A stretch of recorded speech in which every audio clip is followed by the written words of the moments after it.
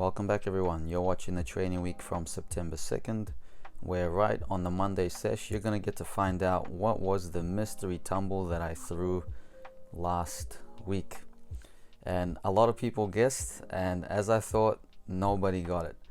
There were some guesses that were kind of like on the right track, some back rotation. I saw someone guessed a double back layout, which by the way I do quite a bit, but nobody got the right answer. Anyway, if you're new here, this is a video diary that I've been keeping for around the last 4 years, where you can watch pretty much every single turn I've taken on the equipment. Effectively, you can rewind time and see my build up towards all sorts of gymnastics competitions, ranging from world champs, world cups, even the 2021 Tokyo Olympic Games, but also some more minor domestic competitions within New Zealand. So by now you've figured it out. It was the 2.5 double front, and I came in with just a plan of getting my bearings for the 2.5 on the air track. You know, when you're tumbling on a bit more of a narrow area compared to floors of course very wide, it's a little bit nerve-wracking that, you know, you don't want to go to the side and land on the wood or something. So my plan was to just do the 2.5 on the air track. I'm not sure where that idea even sprung from. Maybe I was getting a bit bored of the double twist punches, and things escalated quickly, and I was like really happy that I got the 2.5 double front. I'd never trained it before in my life. You know, I've been doing 2.5 punch, front tuck, front layout, front full even. So I've been doing like 2.5 punch twisting for most of my life, but 2.5 punch double front I have never thrown. So weekly focus was again just focusing on those goals, and at the end of the video once again we're going to take a look to see which ones I've ticked off. This week definitely ticked off some of the biggies, and there's actually not too many goals left remaining, so we'll see which ones are still left. And I think the deadline is September 19th, so I think that gives me another, what are we today? Today is Wednesday, 11th of September, so I got another week. I pretty much got another week, including the rest of this one, to work on those goals. So I really like it. I think it's working out. It's I wouldn't say it's like catapulting my training, but it's definitely making making me progress, I'm pretty sure, faster than I otherwise would be. Check out the kick out on that Gaylord, fam. Didn't quite have the amplitude to swing out of it nice, but that stretched out body is what I'm looking for. And look forward to next week, where I tried my first Jaeger. So plot twist, even though we're going good in these training weeks, I did really mess up my knee. You'll see it tomorrow on Tuesday. Man, like that's above 45. The goal, one of the high bar goals, is stoop half above 45, and I didn't write anything about keeping my legs together or staying square. And you know, I could probably tick that goal off, but I feel like I could get it better. So I'm gonna give it a little bit more time and see if I can get a nicer one to tick off by September 19th. Tuesday, here's where we ticked off some biggies. I'm really excited with P-Bar from this week. I feel really good about it. So today I ticked off 2 things, leaving only one. So I think the only one left off, not to spoil what I did, but you can probably already guess. What do we got here? Oh, I wanted to mention about the goals. So Josh from TriStar made a comment about, why don't I just set a goal for double twist double pike, and maybe I'll get a double twist double pike on the floor, since you know these goals seem to work for me. And when Josh came in the next day, I said, well Josh, what's the magic date, as kind of a joke. There we go, tick. And Josh said February 14th. February 14th. Here comes another tick. There we go, first Peach 1 Healy no mat, and did it in a sequence too. 2 ticks in 1 turn. So Josh said February 14th for the double twist double pike, and I was like, you know, that's actually kind of a very fair timeline. You know, that gives me a long time. So let's make it official. Double twist, double pike by February 14th, thanks to Josh Teitelbaum. To be honest, I think that tumble is beyond my capacity, beyond the capacity of my legs.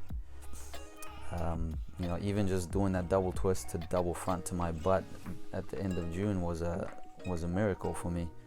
But I like pushing it, so let's push it and see if that goal magic can manifest a double twist, double pike. And you know, it's not like there was a biggie, the pike gaylord. It's not like I have to land it. I just have to do it, and you know, I mean, ideally I'm not landing on my back or anything like that. But so thank you, Josh. We'll work on that double twist, double pike, but for now we're gonna have to recover my knee, because you'll see on this day I thrashed it pretty bad. So the pike gaylord was probably the biggest goal, or at least one of the biggest goals in this 4-week plan. Definitely tugs on the shoulders quite harder. I got to give it more power, but you know, the goal was to start, and so I did. Floor goals. So I was doing this double pike on the 10, and once again, when I go on the floor, I think I'm trying to protect my ankles subconsciously, because I just stick my butt right out. It never happens on the resi. Oh, it's been a while since I've transitioned. We've all been there. Wobble on a transition. So, man, what are you doing to your back, Mish? That's just, I do not like the way that looks. So yeah, I might be trying to protect my ankles or something like that, but I really got to sort that out. I put one on my feet. Another tick, double pike on a 10 centimeter, so only 2 goals left on floor. The double twist punch front tuck and a whole second half. But I should have stopped there, fam. I should have stopped there, because the next turn was ruthless. Here we go. Trauma. I'm traumatized by the memory. It was so bad. So you saw that buckle, but I literally felt my patella tendon shift over to the left, and I heard this crackle, and it hurt so much. I wasn't back in till Friday, and it took me like a day just to get rid of the limp. So I'm gonna definitely need to take some time off of landings and floor. But you know, I thought it was serious. I was like, oh man, have I torn my patella tendon? I was actually a little bit like emotionally upset about it, because it really felt like a heavy hit. But luckily I think I'm okay. So I've just been doing some gentle leg strength to get myself back into the swing of things. So those floor goals, they might have to roll on over into the next cycle. I still don't know what the second half on floor would be, but I guess I could slot in anything as that first tumble before doing the press, the double twist down the side, and a double pike to finish. So those banana swings you just saw me doing earlier, so I started doing those from handstand. Last week's banana swings were just, you know, like 45 to 45, just above horizontal, but I thought, well, I actually struggle to arch through the bottom more from handstand rather than from swing. So I started doing those banana swings from handstand in hopes that that longer and ideally bigger or deeper arch through the bottom will translate into the P-bar dismount. To be honest, I think the main area where I can get a bit more oomph, so to speak, on the P-bar dismount is that push through the bar. If you slow down any dismount you've ever seen me do, you'll notice that my left elbow, it bends as I come off the bar. So obviously that's preventing me from pushing through the bar to capacity. So I think, as well as that arch, probably the even bigger factor that might allow me to learn a double back full on P-bar is gonna be a push into that bar, just like on a whole different level, different magnitude. I've lost track of what days we're in. Is it still Friday or is it Saturday? So I'm really excited about putting a bit more oomph into these back giants. And look at that little mini Kovacs tap. I reckon in the next couple weeks I'll start doing some of those Kovac taps a bit more proper, with a little bit more energy behind it. So I'm really excited. I cannot wait, man. I cannot wait till I can start flipping Kovacs again. Kovacs, Coleman's. But here comes the second and final tick for the pommel horse goals. Took me a few turns, but it was a Stockley up. Man, you have no idea how much effort I'm putting. Tick, pommel horse, done. You have no idea how much effort I'm putting into that pommel horse. I'm putting more effort into those two simple skills than I put into like a Peach 1 Healy on P-bar or a Pike Gaylord on high bar. I have to try so hard just to swing semi-decent on pommel horse. Is it a sign to just drop it, fam? Just drop pommel horse. Get strong instead. You'll see some nice ring strength at the end of the sesh.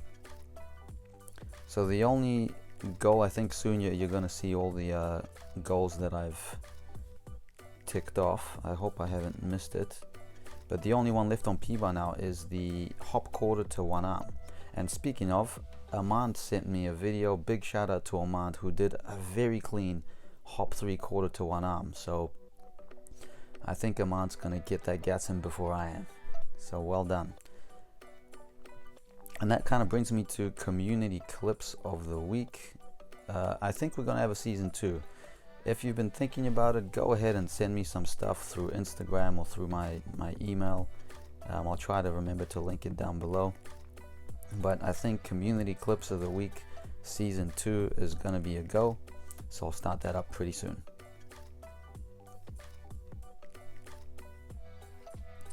First Pike Gaylord catch post surgery.